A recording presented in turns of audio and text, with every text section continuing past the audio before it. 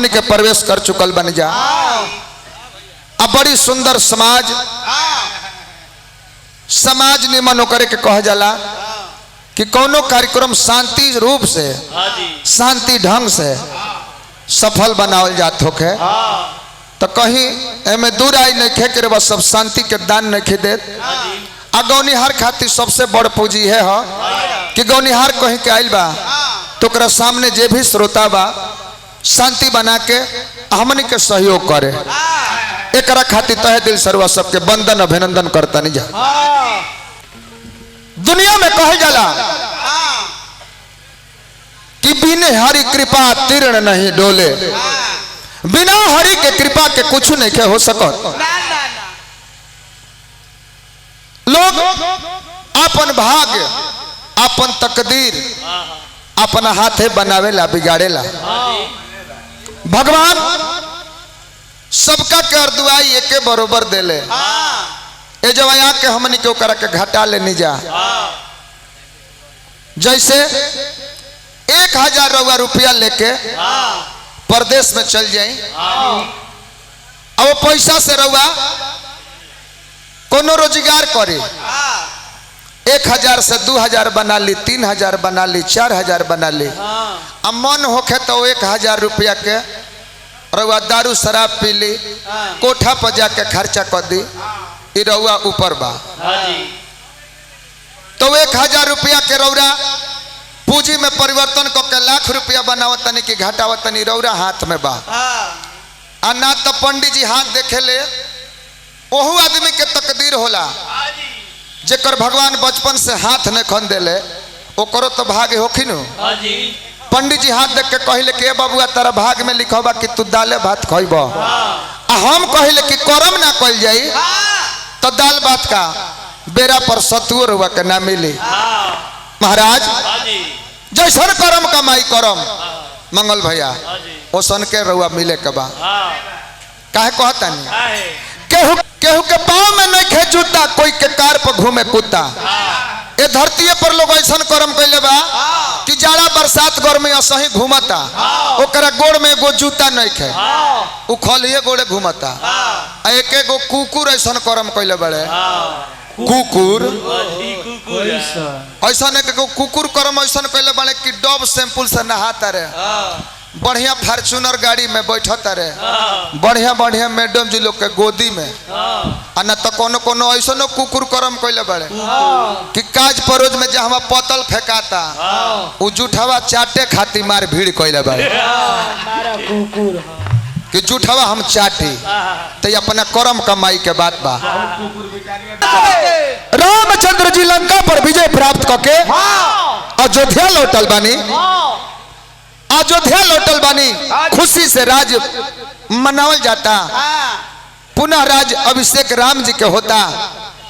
बाकिर घमंड कोई के नहीं छोड़ले मलिका दुनिया के मालिक जकरा के श्री रामचंद्र जी कहे नहीं जा। आज वो के मन में घमंड हो गई बा। आ घमंड के अंकुर जब फूटल माता सीता से कहले कि हे जनक नंदनी तोहरा पति लेखा वीर ए 3 लोग 14 भुवन में केहू नहीं खे तनी हमारा भूजा के पूजा करो। कैसे कहले ए कहले हर तो पूजा पूजा बहिया हमारी ए जनक के हर पूजा पूजा बहिया हमारी ए जनक के दुलारी पूजा पूजा बहिया हमारी ए जनक के दुलारी।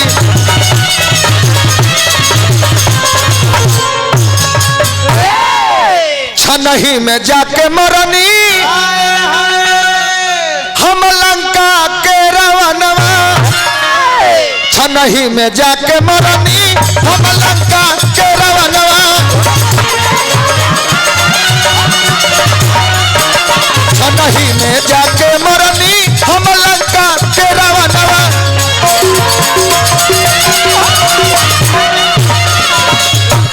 तके बहम से बड़ बलकारी ए दुनिया में के बा तू नाम धरो जे हमरा से बड़ वीर होके तके बहम से वीर बलकारी जनक के दुलारी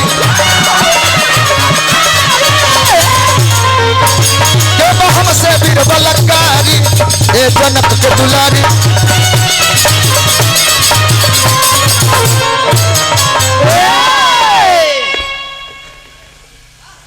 फिर पुरस्कार हमरा राम इकबाल राम जी नवादा चौक से 500 रुपया पुरस्कार प्रसंग पर दिले बनी।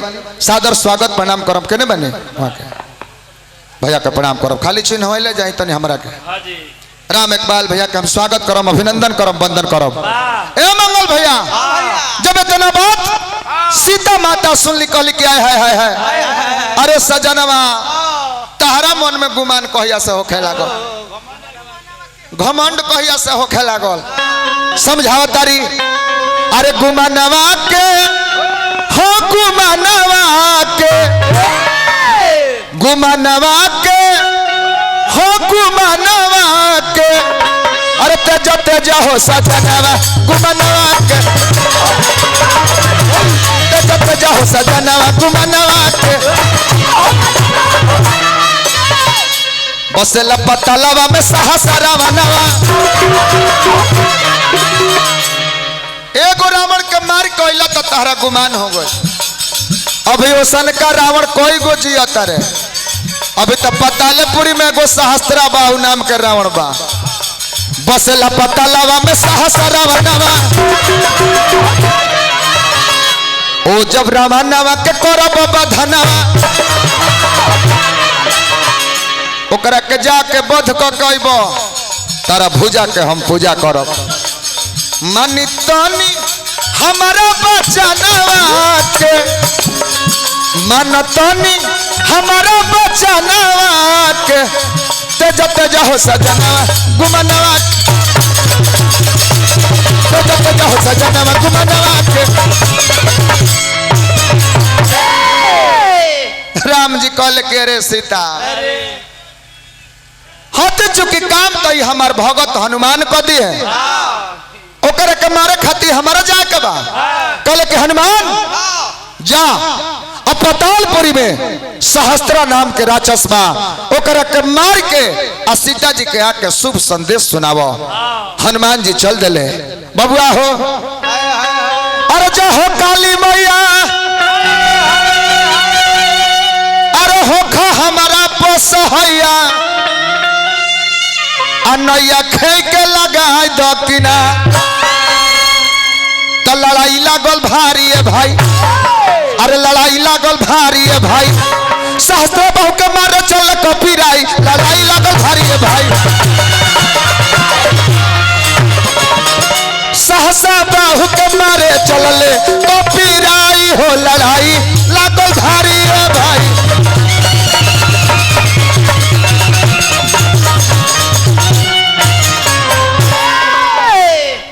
तो सहसा ऊपर हनुमान जी अदिहले गदा चलाई हो गदा पकड़ के सहसा तुरा अदिहल से सूल चलाई हो। हनुमान जी के गदा अगर कोई दुनिया में तुर ले बा तो सहस्त्रा बा गदा धो के तोड़ देलस आ त्रिशूल चला के मरले बा आ त्रिशूल जब हनुमान जी के सीना में लागल तो सुलवा लगते हनुमत गइले मुरझाई हो लड़ाई लागल भारी है भाई।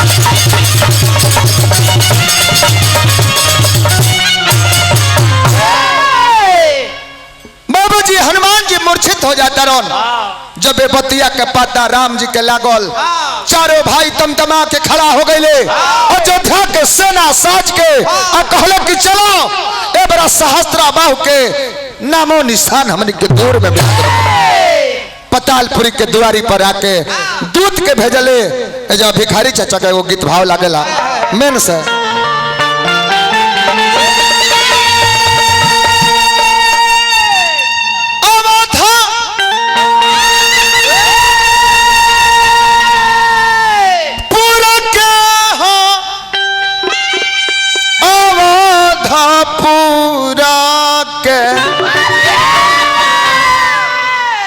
निकल गेल जवानवा अवधपुर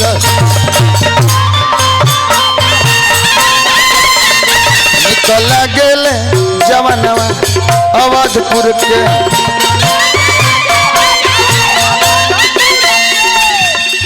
बालाजी टाइस दुकान सहदुल्लापुर जेकर प्रोपराइटर बानी हमार सुधीर भैया। कथा पर रुपया दिल बानी, हार्दिक अभिनंदन जय जयकार। जेल में बानी, भगवान से कामना करब कि जल्दी बहरी आई रहोगा।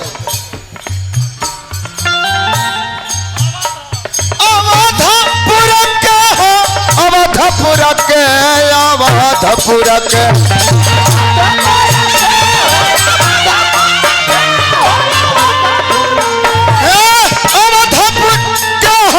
अवधपुर के, अवधपुर निकल गेल जवान अवधपुर निकल गेल जवान अवधपुर।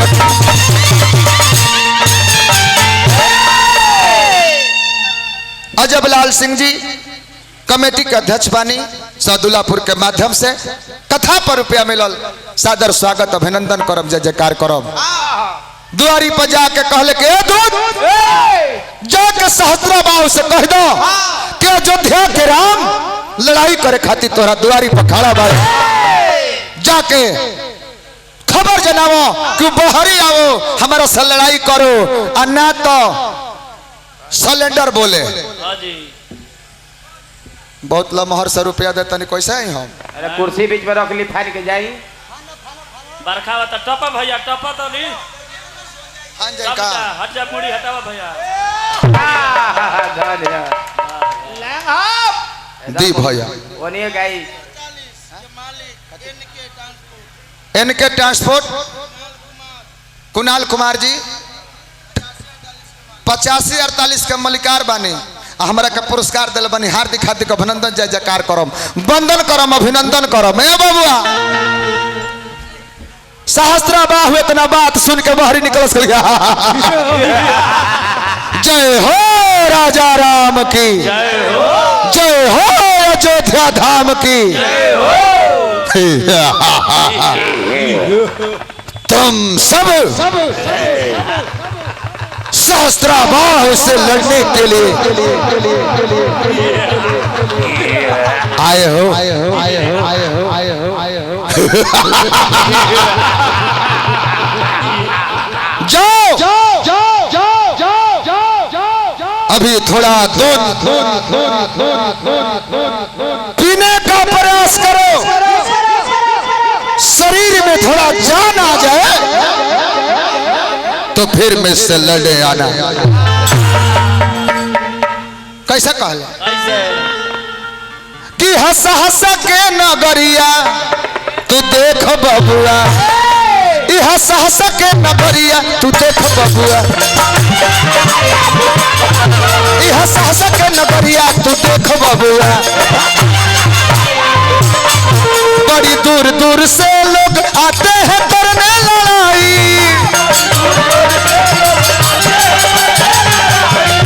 बड़ी दूर दूर से लोग आते हैं करने लड़ाई।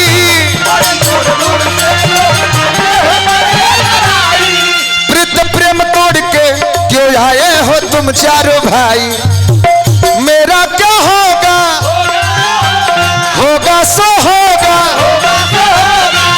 तेरी बारी उमरिया तू देख बबुआ, तेरी बारी उमरिया तू देख बबुआ।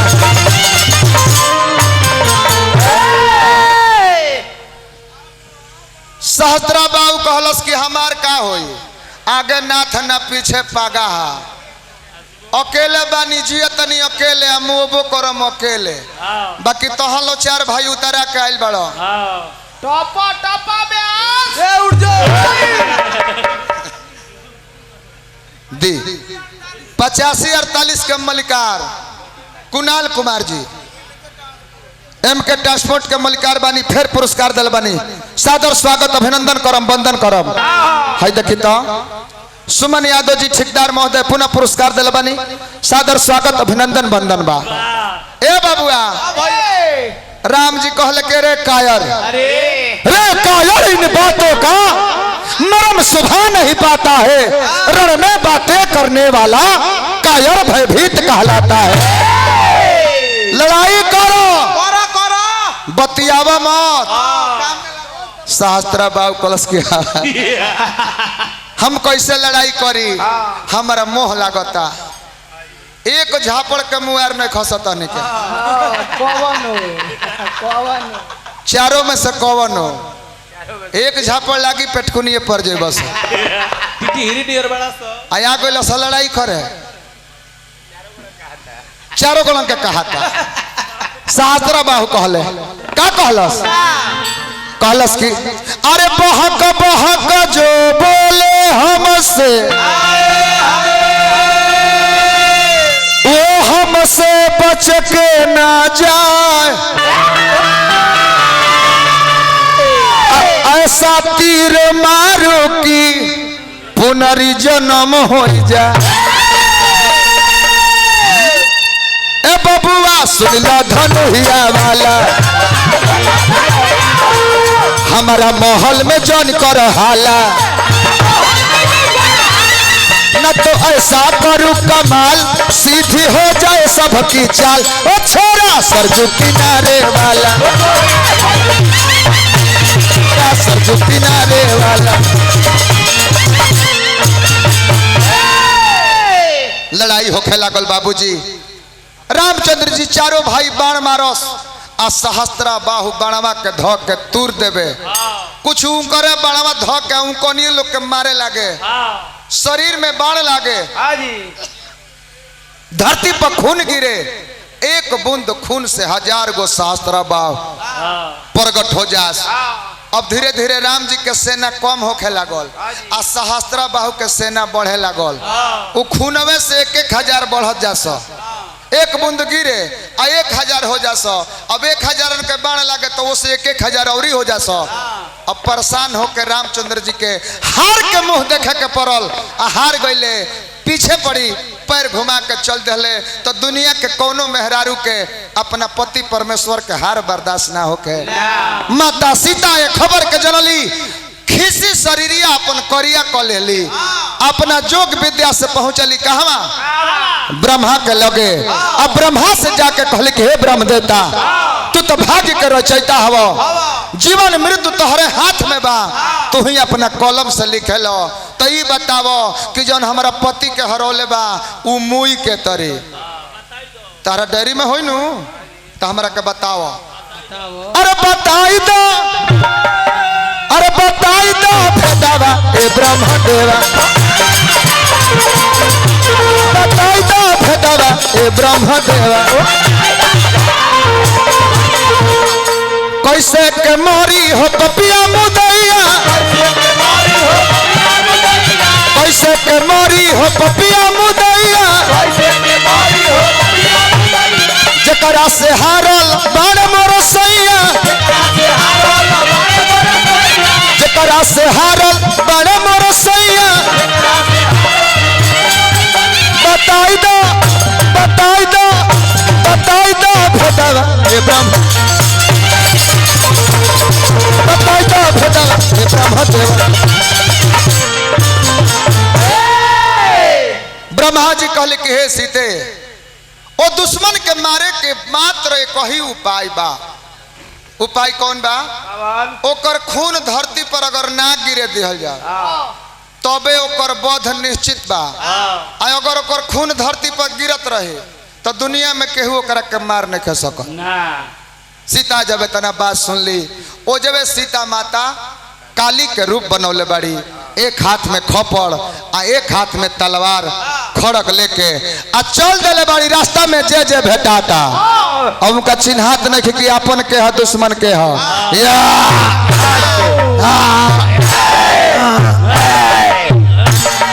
मंटू बाबा तो काली मैया कोयली चढ़ैया,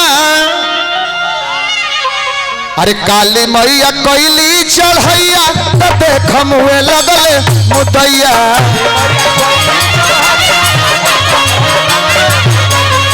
काली मैया कोयली चढ़ैया तो देख मुए लगले मुदैया। हन के कटारी मरल साहस के गोतर में, हन के हन के कटारी मरल साहस के गोतर में खुनवा के धरवा के रोकली खपड़ में खुनवा के धरवा के रोकली खपड़ में चले नाही कवनो रुपया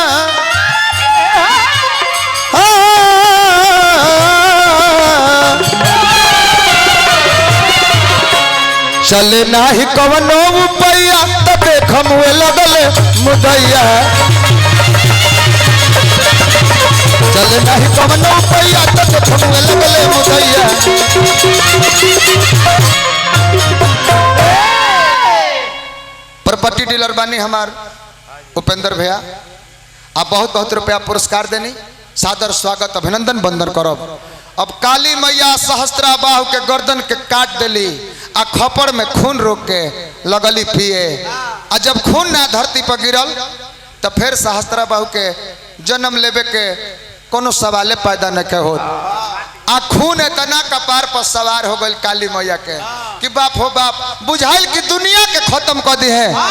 देवता देवी लो बड़ी प्रार्थना चिरौरी केकरा के जाके कोई लो इहे भोलानाथ शंकर भगवान की हाँ कहे कि जब भी दुनिया पर चाहे देवता लोग पर संकट आइल बा ओकरा के आगे आके शंकर भगवान ही रोकले बानी चाहे विष पिए के होखे तब आ चाहे जौन भी आज शंकर भगवान देवता लोग के बात सुन के अब वही रास्ता में जाकर सुत गए जौना रास्ता में काली मैया काटत मारत लोग के जात रहली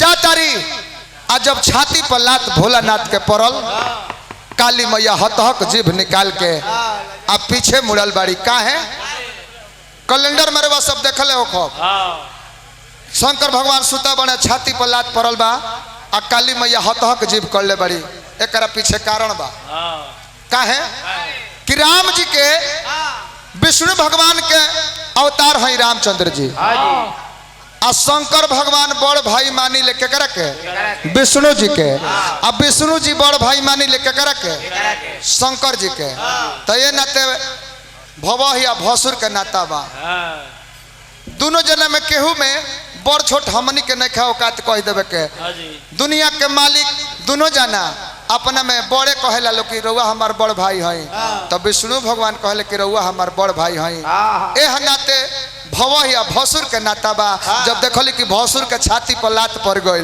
तब पीछे जवा से मुड़ल बाड़ी ए जब कहानी का हम विराम करम आ बोली काली मैया की